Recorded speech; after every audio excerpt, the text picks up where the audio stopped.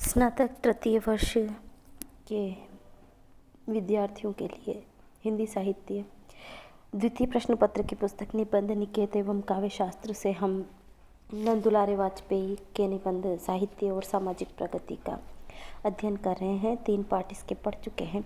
पृष्ठ संख्या 65 पर आप सभी आ जाइए। पृष्ठ संख्या 65 और इसका जो प्रथम गद्यांश है वहाँ से प्रारंभ करते हैं कि अब यह पूछा जाता है, कविता यदि शाश्वत वस्तु है तो उस पर देश काल आदि बदलती हुई स्थितियों और विचारधाराओं का क्या कुछ भी प्रभाव नहीं पड़ता? यह पहेली ऊपर से जितनी संदिग्ध जान पड़ती है, वास्तव में वह उतनी ही नहीं। देश काल और वातावरण का प्रभाव प्रत्येक व्यक्ति और समाज पर पड़ता है। कवि की दृष्टि तो और भी तीव्र और ग्राहिका शक्ति सजग रहती है। इसलिए सच्चे कवि और साहित्यकार प्रायः प्रगतिशील ही हुआ करते हैं, किंतु कवि का कार्य प्रगतिशील होना नहीं है। प्रगतिशील सामाजिक प्रेरणाओं, स्वरूपों और प्रवृत्तियों को शाश्वत सौंदर्य संवेदन का स्वरूप देना उसका कार्य है। आज का प्रगतिशील व्यक्ति कल पिछड़ सकता है, किंतु हृदय के चिरंतन सौंदर्य तारों का स्पर्श करने वाला कभी कभी नहीं पिछड़ता।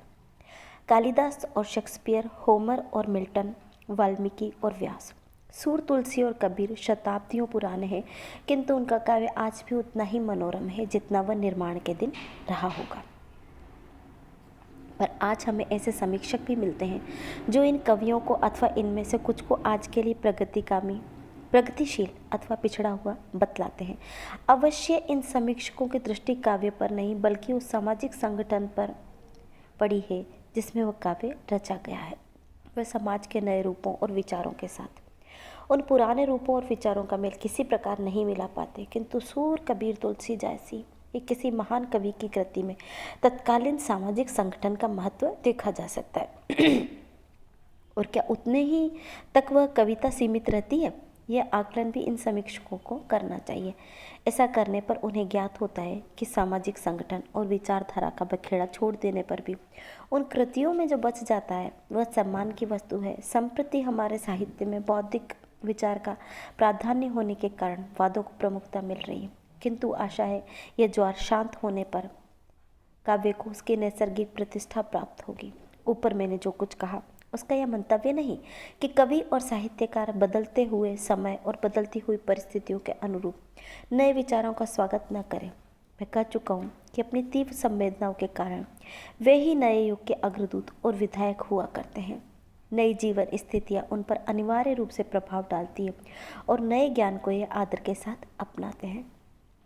वर्तमान समय में हमारा पुराना सामाजिक और आर्थिक ढांचा बदल रहा है और नई समस्याएं सामने आ रही है। इनका असर सारी सामाजिक रीति नीति और प्रथाओं पर भी पड़ रहा है। इनमें सब में परिवर्तन अवश्यंभावी है।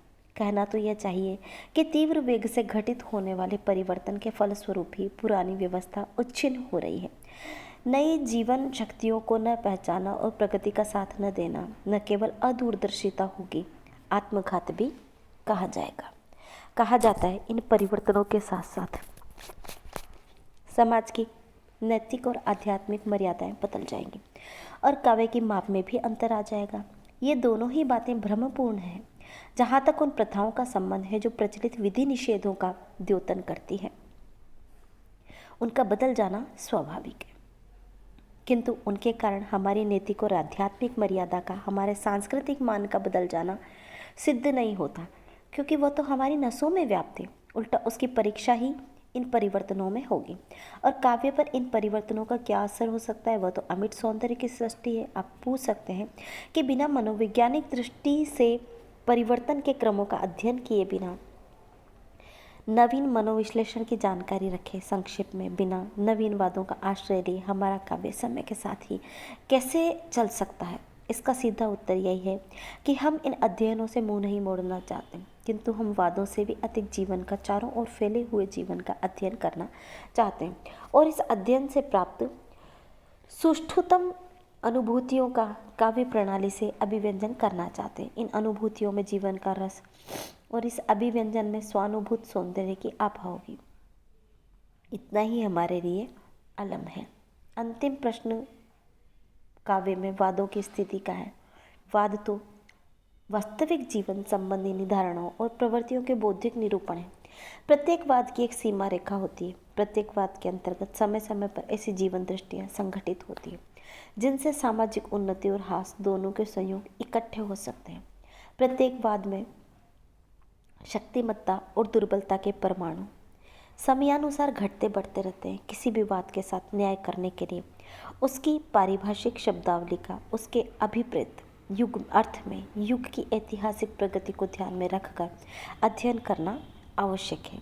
बिना इसके वाद के साथ न्याय नहीं हो सकता। अंतिम गद्यांश इस निबंध का वाद एक स्थूल और परिवर्तनशील जीवन सृष्टि है। काव्य जीवन व्यापी अनुभूति है। काव्य और वाद दोनों के स्वरूपों और प्रक्रियाओं का अंतर है। सामाजिक जीवन से दोनों का निष्क्रमण होता है, काव्य का भी वाद का भी, किंतु एक ही प्रणाली हार्दिक और व्यक्तिमुखी है, दूसरे के सैद्धांतिक और समूहमुखी। काव्य का कार्य है संवेदना की सृष्टि करना, वाद का कार्य है ज्ञान विस्तार करना। वाद का स्वरूप एक देशी है। काव्य का सार्वभौम, वाद की सार्थकता, सामाजिक विकास के साथ अग्रसर होने में, काव्य का सौंदर्य चिरंजीन रहने में।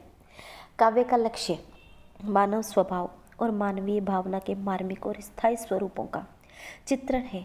वाद का लक्ष्य है तथ्य विशेष की बौद्धिक व्याख्या करना। काव्य सूक्ष्म और असाधारण परिस्थितियों में मानव चरित्र और आचरण की भावमयी झांकी दिखाता है। वाद साधारण और असाधारण समस्त परिस्थिति का सामूहिक आधार लेकर चलता है और उसी पर अपना नियम निरूपण करता है। काव्य कल्पना एक बार कवि की वाणी का आशय लेकर जो रूप निर्माण करती है, उसकी अनुरूप अनुभूति प्रत्येक सहृदय को सभी देशों और सभी समयों में अनायास ही होगी।